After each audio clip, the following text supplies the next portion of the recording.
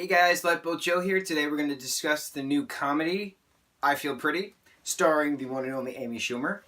A lot of people don't like Amy Schumer, and I can understand why. There are some jokes that she keeps pushing on people, and people don't understand them, but I've never had a problem with Amy Schumer. Ever. Like, ever. I think, for me, I first found out who Amy Schumer was with, what was it? It was an episode of like Fashion Police on E's Fashion Police, back when Joan Rivers, rest in peace, was still with us. And I remember Joan was doing some comedy piece and was at a comedy club or something like that, and people were whispering about this new comedic woman named Amy Schumer. That's my first time ever hearing about Amy Schumer, however many years ago. Then, when Trainwreck came out with Bill Hader and LeBron James, absolutely hilarious. Then she had some other things here and there, a Netflix special. She was in a movie with Goldie Hawn. Snatched, I think? I don't remember. I didn't actually see that movie. I heard mixed things on that, but Trainwreck was fantastic. So I had medium to high expectations for I Feel Pretty because I knew it was going to be about a body positivity message, right? And I felt that it was going to be societally important. Ooh, societally important. Is that a phrase? Let's pretend it's a phrase, societally important. It's kind of confusing to say.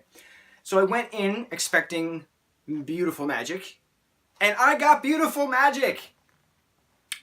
It was very inclusive. It was very well done. I have no idea who wrote it. I have no idea who directed it. I know damn well that most of what Amy had said was improv, but it worked, man. It really, really worked. The funniest thing, well, there's a lot of funny things about the movie, but what I really love is that this morning when I woke up, I said to myself, oh, I need to, here's a shout out to my friend Steph. I was like, oh, I need to text Steph, give her some life updates, work stuff, who I like stuff, stuff. We haven't talked in a very long time. I value her opinion.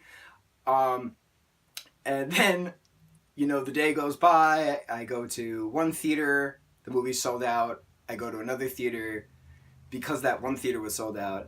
And then I get my ticket. I'm by myself because I tend to see movies by myself. That's just how I watch things. And then I'm looking around to see where to find a seat. And then I hear, Joe? And then there she is, bouncing up and down, waving, and it warmed my heart to see her because I missed her. And it was funny because, the old saying, you put it into the universe and the universe gives back, right? So that's how the day went. I woke up thinking, oh, I got it. I have to text Steph. I have to keep her updated on stuff. And then as the day progressed, there Steph was with her awesome friends. It was really cool. So we're all laughing. We're all having a good time. Everybody gets choked up at the ending because it's so beautiful and it's so informative and it's so... Just be proud of who you are and learn to love to accept who you are because you're beautiful for everything that you are. And it was awesome to see it and it was awesome to hear it. And it reminded me, watching this movie with a room full of strangers, minus the three friends, people were applauding, people were oohing and eyeing and gasping, not fully gasping, but it reminded me a little of how Love, Simon was, that it was a very inclusive, immersive movie, that people got so into it, man, and so heated in a good way. Like, the character development was just so on point. We see Renee, Amy Schumer's character, go from this self-doubting individual to... It, just like we see in the trailer, she, hits her head on the soul cycle thing, and she's cast with this magic spell that she's beautiful. It was like Shallow Hal. Remember Shallow Hal with Jack Black and Gwyneth Paltrow back in the day? That's kind of when was that, 2001? It was a modern version of Shallow Hal, but with the magic from Big and, a modern, up-to-date aspect. The thing I absolutely loved about the movie, aside from character development, storytelling, stunt work, the story's progression, it was beautiful. I wasn't bored at all. It was an hour and 50 minutes, but it didn't feel like an hour and 50 minutes, was Michelle Mother effing Williams. Oh my gods, can this woman act? Michelle has been in numerous films since her mainstream debut in the 90s/2000s classic sitcom Dawson's Creek, right? Then she was known for a very long time for being wife of Heath Ledger and mother of Madeline Ledger, the sole child of Heath and Michelle's. They had split. Heath unfortunately passed away back in 2008, January 21st, 2008. I believe it was 21st. 24th? January 20-something, 2008. Anyway, but then she's done other things here and there. She was in Brokeback Mountain. She was just in The Greatest Showman with my Zac Efron and Hugh Jackman. Right? So like Michelle always seems to play the same distraught mother character. Kind of. This is what I've always gotten. And in I Feel Pretty, she was this new character I've never seen before. I've never seen Michelle Williams be this, like, airheady kind of person, but someone who actually cares and is having her own self-confidence issues with her voice. Amy Schumer's character of Renee has these self-confidence issues from her body image. Michelle Williams' character has self-confidence issues from her voice. In the movie, Renee's boyfriend, whose name I actually forgot, has self-confidence issues with, the way he looks. But then everyone gets these confidence boosts by seeing how confident Renee is. And like I said, this massive speech at the end for this, product launch for Target goes into effect, and everyone's like, Renee is instilling upon everyone that we all need to love and accept ourselves and be proud of who we are, because we're all beautiful and we all deserve to be here. And it was very poetic and it was very important. And when an audience reacts in that kind of fashion, the oohings, the ahhings, the cheerings, the applaudings, the tears, some of the girls around me were sniffling right at the end. When the boyfriend says how beautiful, Renee's always been, and it hits you in the heart because, of course, everyone questions who they want to be. Who do they want to present themselves as? RuPaul, I don't know much about drag.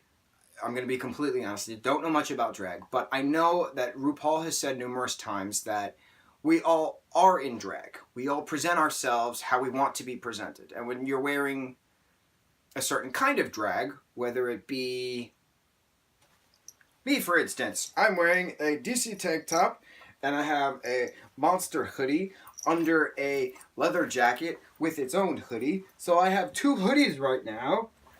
I have a Neff beanie and shorts I got for free last year. And I'm wearing Cheshire Cat Vans that I bartered my friend for.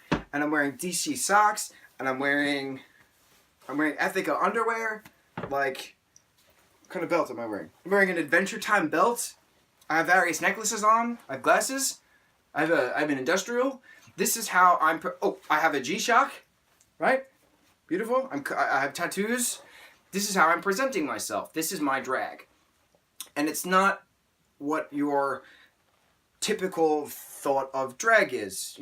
Males dressing as females. That's not what drag is. According to what I've learned from watching interviews with RuPaul, that we're all allowed to express ourselves how we want to express ourselves. We're allowed to question. We're allowed to want to fit in. We're allowed to, want to be someone different. I could very well sit in front of you with a suit and tie and a fancy little hat on because I love my hats. I hate my hair. It's, ever since I cut my long hair, it's been rough, but we play the cards that life deals us. We play the game of life as best as we can, no matter how many bandages we must put upon ourselves.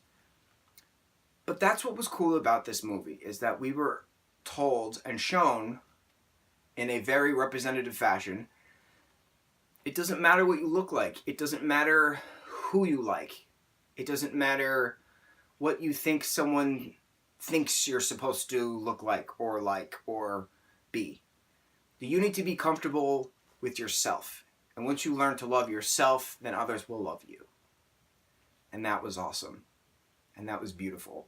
And I could cry right in front of you right now, and I would not feel guilty or embarrassed at all Getting a little misty-eyed as I talk about this. This movie was important. And it's going to be important. And you're going to keep hearing about it at work and at school and at the grocery store. And anywhere you go, you are going to hear about this movie for a long time coming. Even when it's out of the theaters. And for that, we are going to give I Feel Pretty a solid 10 out of 10 bolts. Beautifully well done masterpiece. I can't say masterpiece because it's going to win awards, but it's not like, you know, drama Oscar awards. It's going to win the respect of the general population, which is what the movie was for. That's the award it's gotten. 10 out of 10. I Feel Pretty. Mucho mahalo.